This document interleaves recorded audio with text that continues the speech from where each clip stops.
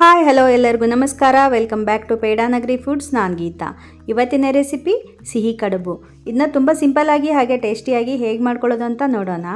ಅದಕ್ಕೂ ಮುಂಚೆ ಹೊಸದಾಗಿ ಯಾರಾದರೂ ನನ್ನ ಚಾನಲ್ನ ನೋಡ್ತಾ ಇದ್ದೀರಿ ಅಂದರೆ ಈಗಲೇ ಸಬ್ಸ್ಕ್ರೈಬ್ ಮಾಡ್ಕೊಳ್ಳಿ. ಹಾಗೆ ಪಕ್ಕದಲ್ಲಿರೋ ಬೆಲ್ ಬಟನ್ ಕೂಡ ಕ್ಲಿಕ್ ಮಾಡಿ ಹೊಸದಾಗಿ ಬರುವ ವಿಡಿಯೋ ನೋಟಿಫಿಕೇಷನ್ಗೋಸ್ಕರ. ಹಾಗೆ ವಿಡಿಯೋ ಇಷ್ಟವಾಗಿದ್ದರೆ ಲೈಕ್ ಮಾಡಿ, ಶೇರ್ ಮಾಡಿ, ಕಮೆಂಟ್ಸ್ ಮಾಡಿ. ವಿಡಿಯೋನ ಸ್ಕಿಪ್ ಮಾಡದೆ ಕೊನೆ ತನಕ ನೋಡಿ. ಸಿಹಿ ಕಡುಬನ್ನ ಪರ್ಫೆಕ್ಟಾಗಿ ಹೇಗೆ ಮಾಡ್ಕೊಳ್ಳೋದಂತ ಕೆಲವೊಂದು ಟಿಪ್ಸ್ಗಳನ್ನು ಹೇಳ್ಕೊಡ್ತೀನಿ. ಸೊ ಬನ್ನಿ, ಹಾಗಿದ್ದರೆ ಇವತ್ತಿನ ರೆಸಿಪಿನ ಹೇಗೆ ಮಾಡ್ಕೊಳ್ಳೋದಂತ ನೋಡ್ಕೊಳ್ಳೋಣ. ಮೊದಲಿಗೆ ನಾನಿಲ್ಲಿ ಕಡಲೆಬೇಳೆ 2 ಕಪ್ಪನ್ನು ಕುಕ್ಕರ್ಗೆ ಹಾಕ್ಕೊಳ್ತಾ ಇದ್ದೀನಿ. ಅದಕ್ಕೆ ಒಂದಿಷ್ಟು ನೀರನ್ನು ಹಾಕೊಂಡ್ಬಿಟ್ಟು ಇದನ್ನು ಚೆನ್ನಾಗಿ ಒಂದು 2 ರಿಂದ 3 ಸಾರಿ ತೊಳ್ಕೊಬೇಕು. ಹಾಗೆ ನಾನಿಲ್ಲಿ ಹೂರಣನ ಹೋಳಿಗೆಗೂ ಯೂಸ್ ಮಾಡ್ಕೋತೀನಿ. ಸೊ ಅದಕ್ಕೋಸ್ಕರ ನಾನಿಲ್ಲಿ 2 ಕಪ್ಪನ್ನು ಹಾಕೊಂಡಿದ್ದೀನಿ. ನೋಡಿ, ಇವಾಗ ತೊಳೆದಿದ್ದಾಯಿತು. ಕಡುಬು ಮಾಡ್ಕೊಳ್ಳೋದಕ್ಕೆ ಅಷ್ಟೇ ಆದರೆ 1 ಕಪ್ ಬೇಳೆ ಹಾಕೊಂಡು ಬೇಯಿಸ್ಕೊಂಡ್ರೆ ಸಾಕಾಗುತ್ತೆ. ಇವಾಗ ನಾನು ಇದಕ್ಕೆ 5 ಕಪ್ಪು ನೀರನ್ನು ಹಾಕ್ತಾ ಇದ್ದೀನಿ. 2 ಕಪ್ಪು ಕಡಲೆಬೇಳೆಗೆ ನಾನು 5 ಕಪ್ಪು ನೀರನ್ನು ಸೇರಿಸ್ಕೊಂಡು ಇದನ್ನು ಕುಕ್ಕರ್ ಲಿಡ್ ಮುಚ್ಚಿಬಿಟ್ಟು ಹೈ ಫ್ಲೇಮಲ್ಲಿ 2 ವಿಜಲ್ ಮಾಡ್ಕೊಳ್ತೀನಿ. ಇವಾಗ ನೋಡಿ, ಬೇಳೆನೂ ಬೆಂದಿದೆ.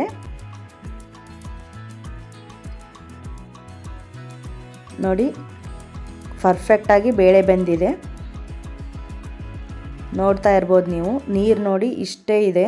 ನೀರನ್ನು ತುಂಬ ಹಾಕ್ಕೊಳಕ್ಕೆ ಹೋಗಬೇಡಿ, ಎಲ್ಲ ಹೊರಗಡೆ ಸಿಡಿದು ಬಿಡುತ್ತೆ. ಅದಕ್ಕೆ ಕಡಿಮೆ ನೀರನ್ನು ಹಾಕ್ಕೊಂಡು ಬೇಳೆನ ಬೇಯಿಸ್ಕೊಳ್ಳಿ ಮುಂಚೆ.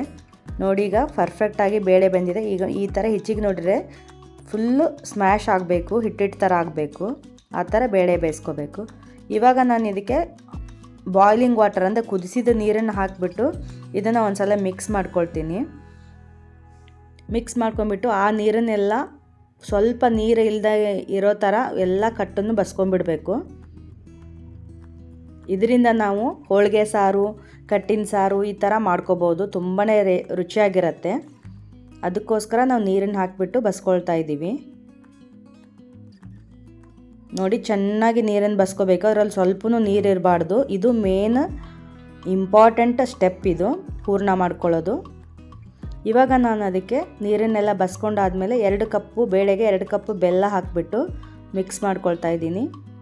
ನೀವು ಬೆಲ್ಲನ ಹೆಚ್ಚು ಕಡಿಮೆನೂ ಮಾಡ್ಕೋಬೋದು. ನಾನಿಲ್ಲಿ ಸಮವಾಗಿ ಹಾಕಿದ್ದೀನಿ. ಇದು ಪರ್ಫೆಕ್ಟಾಗಿ ಸ್ವೀಟ್ ಇರುತ್ತೆ ಸಮವಾಗಿ ಹಾಕಿದಾಗ. ಈ ಬೇಳೆ ಕಟ್ಟಿನಿಂದ ನೀವು ರುಚಿಯಾದ ಕಟ್ಟಿನ ಸಾರು, ಹೋಳಿಗೆ ಸಾರನ್ನು ಮಾಡ್ಕೋಬೋದು. ಅದನ್ನು ನೆಕ್ಸ್ಟ್ ವೀಡಿಯೋಗಳಲ್ಲಿ ನಾನು ತೋರಿಸ್ಕೊಡ್ತೀನಿ. ಇವಾಗ ನಾನು ಅದನ್ನು ಬೆಲ್ಲ ಏನು ಹಾಕಿಟ್ಟಿದ್ವಲ್ಲ ಅದನ್ನು ಒಲೆ ಮೇಲೆ ಇಟ್ಕೊಂಡ್ಬಿಟ್ಟು ಇದನ್ನು ಚೆನ್ನಾಗಿ ಕುದಿಸ್ಕೋಬೇಕು.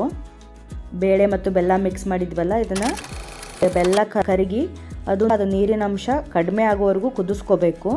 ಆ ಥರ ಕುದಿಸ್ಕೊಂಡ್ರೆ ನೀವು ಕಡುಬುನ 2 ರಿಂದ 3 ದಿನ ಇಟ್ಕೋಬೋದು, ಕೆಡಲ್ಲ. ನೋಡಿ, ಇವಾಗ ಪರ್ಫೆಕ್ಟಾಗಿದೆ. ನೀರು ಕಡಿಮೆ ಆಗಿದೆ. ಇವಾಗ ನಾನು ಒಂದು 2 ಟೀ ಸ್ಪೂನಷ್ಟು ಏಲಕ್ಕಿ ಪುಡಿನೂ ಹಾಕಿಬಿಟ್ಟು ಮಿಕ್ಸ್ ಮಾಡ್ತಾಯಿದ್ದೀನಿ. ನೋಡಿ, ಇವಾಗ ಕರೆಕ್ಟಾಗಿದೆ. ಇವಾಗ ಸ್ವಿಚ್ ಆಫ್ ಮಾಡಿ ಫ್ಲೇಮ್ನ. ಇದು ಆರಿದ ಮೇಲೆ ಇನ್ನೂ ಗಟ್ಟಿ ಆಗುತ್ತೆ. ಇದು ವಾರ್ಮ್ ಆಗಬೇಕು. ಬಿಸಿ ಇದೆ ಇರುತ್ತಲ್ವ ತುಂಬ, ಅದು ವಾರ್ಮ್ ಆಗೋವರೆಗೂ ಆರಕ್ಕೆ ಬಿಡಿ. ನೋಡಿ, ಇವಾಗ ಪರ್ಫೆಕ್ಟಾದ ಕನ್ಸಿಸ್ಟೆನ್ಸಿಯಲ್ಲಿದೆ ಬೇಳೆ. ಸ್ವಲ್ಪ ವಾರ್ಮ್ ಆಗಿದ್ದಾಗಲೇ ನೀವು ಮಿಕ್ಸಿಯಲ್ಲಾದರೂ ರುಬ್ಕೋಬೋದು ಅಥವಾ ನೀವು ಗ್ರೈಂಡರ್ನಲ್ಲಾದರೂ ರುಬ್ಕೋಬೋದು. ನಾನು ಗ್ರೈಂಡರ್ನಲ್ಲಿ ರುಬ್ಕೊಂಡೆ. ನೋಡಿ, ಪರ್ಫೆಕ್ಟಾದ ಹೂರಣನ ಯಾರು ಬೇಕಾದರೂ ಈಸಿಯಾಗಿ ಮಾಡ್ಕೋಬೋದು.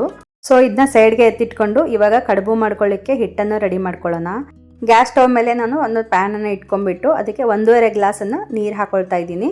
ರುಚಿಗೆ ತಕ್ಕಷ್ಟು ಉಪ್ಪನ್ನು ಹಾಕಿಬಿಟ್ಟು 1 ಟೀ ಸ್ಪೂನು ತುಪ್ಪನೂ ಹಾಕ್ಕೊಳ್ತಾ ಇದ್ದೀನಿ. ತುಪ್ಪ ಹಾಕ್ಕೊಳ್ಳೋದ್ರಿಂದ ಕಡುಬು ಮಾಡಿದಾಗ ಸೀಳೋದಿಲ್ಲ. ಇದು ಒಂದು ಟಿಪ್ ಅಂತ ಅಂದ್ಕೊಳ್ಳಿ. ಅದಕ್ಕೆ ನೀರೆಲ್ಲ ಕುದೀತಾ ಇರಬೇಕಾದ್ರೆ 1 ಗ್ಲಾಸು ಅಕ್ಕಿ ಹಿಟ್ಟನ್ನು ಹಾಕ್ಕೊಳ್ತಾ ಇದ್ದೀನಿ. ಹಾಕ್ಕೊಂಡ್ಬಿಟ್ಟು ಇದನ್ನು ಒಂದು ಸ್ವಲ್ಪ ಹೊತ್ತು ಹಾಗೆ ಬಿಡಿ, ಇಮಿಡಿಯೇಟ್ ಮಿಕ್ಸ್ ಮಾಡೋಕ್ಕೆ ಹೋಗಬೇಡಿ. ಒಂದು 30 ಸೆಕೆಂಡ್ಸ್ ಆದಮೇಲೆ ಇದನ್ನು ಚೆನ್ನಾಗಿ ಮಿಕ್ಸ್ ಮಾಡ್ಕೋಬೇಕು. ಸೊ ದಟ್ ಮಿಕ್ಸ್ ಮಾಡಬೇಕಾದ್ರೆ ಅಂದರೆ ಗಂಟುಗಳಾಗೋದಿಲ್ಲ. ಇಮಿಡಿಯೇಟ್ ಮಿಕ್ಸ್ ಮಾಡೋಕ್ಕೆ ಹೋಗಬೇಡಿ. ಇವಾಗ ಇದನ್ನು ಲಿಡ್ ಮುಚ್ಚಿಬಿಟ್ಟು 1 ರಿಂದ 2 ನಿಮಿಷ ಇದನ್ನು ಬೇಯಿಸ್ಕೊಳ್ಳಿ. ಲೋ ಫ್ಲೇಮಲ್ಲಿ ಇಟ್ಕೊಂಡು ಬೇಯಿಸ್ಕೋಬೇಕಾಗತ್ತೆ. ಸೊ ಇವಾಗ ನೋಡ್ತಿರ್ಬೋದು ಚೆನ್ನಾಗಿ ಬೆಂದಿದೆ. ಒಂದು ಸಲ ಮಿಕ್ಸ್ ಮಾಡಿ ಸ್ವಿಚ್ ಆಫ್ ಮಾಡಿಬಿಡಿ ಫ್ಲೇಮ್ನ.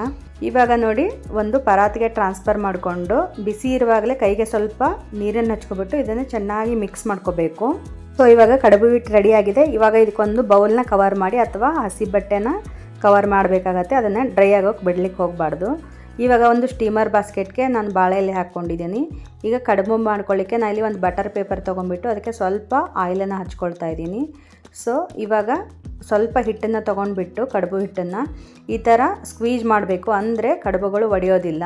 ನಾನು ಇಲ್ಲಿ ತೋರಿಸ್ತಿರೋ ರೀತಿಯೇ ನೀವು ಇಷ್ಟು ಉಂಡೆ ಆಕಾರದಂಗೆ ಮಾಡಿಕೊಂಡು ಫ್ಲ್ಯಾಟ್ ಮಾಡಿಕೊಂಡು ಮೇಲೆ ಮತ್ತೊಂದು ಬಟರ್ ಶೀಟನ್ನು ಎಣ್ಣೆ ಹಚ್ಚಿಬಿಟ್ಟು ಬಟರ್ ಶೀಟ್ನ ಇಟ್ಬಿಟ್ಟು ಇದನ್ನು ಒಂದು ಸಲ ಪ್ರೆಸ್ ಮಾಡಿಬಿಟ್ಟು ಇದನ್ನು ರೋಲಿಂಗ್ ಪಿನ್ನಿಂದ ಈ ಥರ ಲಟ್ಟಿಸ್ಕೋಬೇಕಾಗತ್ತೆ.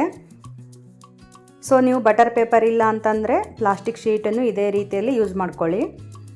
ನಾನಿಲ್ಲಿ ಮೋಲ್ಡ್ಗೆ ಸ್ವಲ್ಪ ಎಣ್ಣೆ ಹಚ್ಕೊಂಡ್ಬಿಟ್ಟು ಅದನ್ನೇನು ಲಟ್ಸಿದ್ದೀವಲ್ಲ ಕಡುಬು ಮಾಡಲಿಕ್ಕೆ ಅದನ್ನು ಅದರ ಮೇಲೆ ಹಾಕ್ಕೊಂಡು ಆವಾಗಲೇನು ಕಡಲೆಬೇಳೆದು ಹೂರಣನ ಮಾಡಿಟ್ಟಿದ್ವಲ್ಲ ಅದನ್ನು ಸ್ಟಫಿಂಗ್ ಮಾಡ್ಕೋಬೇಕಾಗತ್ತೆ. ಸೊ ಇವಾಗ ಹೂರಣ ಇಟ್ಕೊಂಡು ಇದನ್ನು ಚೆನ್ನಾಗಿ ಎರಡೂ ಕಡೆ ಚೆನ್ನಾಗಿ ಪ್ರೆಸ್ ಮಾಡ್ಕೋಬೇಕು. ಮಾಡಿಕೊಂಡು ಎಡ್ಜಸ್ ಎಲ್ಲ ಈ ಥರ ಎಕ್ಸ್ಟ್ರಾ ಬಂದಿದ್ದು ರಿಮೂವ್ ಮಾಡ್ಕೊಂಬಿಟ್ರೆ ನಿಮಗೆ ಸಖತ್ತಾಗಿರೋಂಥ ಕಡುಬು ರೆಡಿ ಆಗುತ್ತೆ.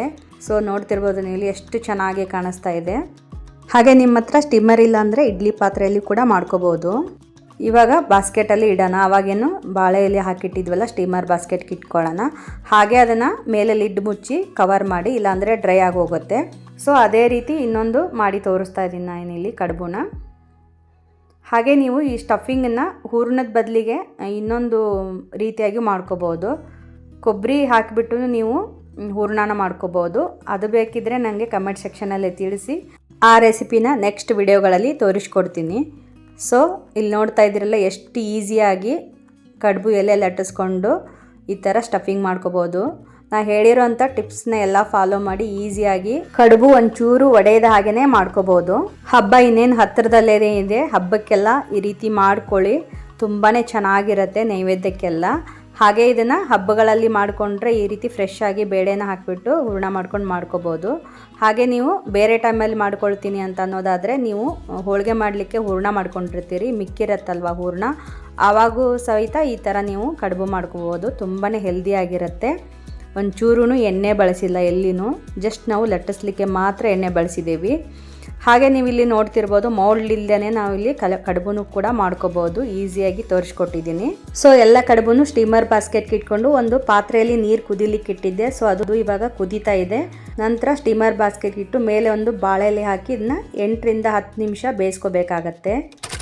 ಸೊ ಇವಾಗ ನೋಡ್ತಿರ್ಬೋದು ಎಷ್ಟು ಚೆನ್ನಾಗಿ ಕಡುಬು ರೆಡಿಯಾಗಿದೆ. ಸ್ಟವ್ನ ಸ್ವಿಚ್ ಆಫ್ ಮಾಡಿಬಿಟ್ಟು 1 ನಿಮಿಷ ಹಾಗೆ ಬಿಡಿ, ನಂತರ ಸರ್ವ್ ಮಾಡಿ ಒಂದು ಪ್ಲೇಟಿಗೆ. ಸೊ ನೋಡ್ತಾ ಇದ್ದೀರಲ್ವ ಎಷ್ಟು ಚೆನ್ನಾಗಿ ಕಡುಬು ರೆಡಿಯಾಗಿದೆ. ನಾನಿಲ್ಲಿ ಒಂದು ಪ್ಲೇಟಿಗೆ ಸರ್ವ್ ಮಾಡ್ತಾ ಇದ್ದೀನಿ. ತುಂಬಾ ಸಖತ್ತಾಗಿ ಬಂದಿದೆ. ಅದರ ಜೊತೆಗೆ ಒಂದು ಸ್ವಲ್ಪ ತುಪ್ಪ ಹಾಕಿಬಿಟ್ಟು ಸರ್ವ್ ಮಾಡಿರಂತೂ ಯಮ್ಮಿ ಆಗಿರುತ್ತೆ. ಸೊ ನೋಡಿದ್ರಲ್ಲ ಸಖತ್ ಟೇಸ್ಟಿಯಾಗಿ ಹಾಗೆ ಅಷ್ಟೇ ಸಿಂಪಲ್ ಆಗಿ ಮಾಡ್ಕೊಳ್ಳೋಂಥ ಹಸಿ ಕಡುಬು ರೆಡಿ ಆಗೋಯ್ತು. ತುಂಬ ಸಿಂಪಲ್ ಆಗಿ ಮಾಡ್ಕೊಳ್ಳೋಂಥದ್ದು ತುಂಬಾ ರುಚಿಯಾಗಿರುತ್ತೆ. ನೀವು ಬೇಕಾದರೆ ಒಂದ್ಸಲ ಟ್ರೈ ಮಾಡಿ ನೋಡಿ, ಹಾಗೆ ಹೇಗೆ ಬಂತು ಅಂತ ಕಮೆಂಟ್ ಮಾಡಿ ತಿಳಿಸಿ. ಹಾಗೆ ವಿಡಿಯೋಗೊಂದು ಲೈಕ್ ಮಾಡಿ. ಮತ್ತೊಂದು ಇಂಟ್ರೆಸ್ಟಿಂಗ್ ರೆಸಿಪಿಯೊಂದಿಗೆ ಮತ್ತೆ ಬರ್ತೀನಿ. Take care, bye bye, thank you.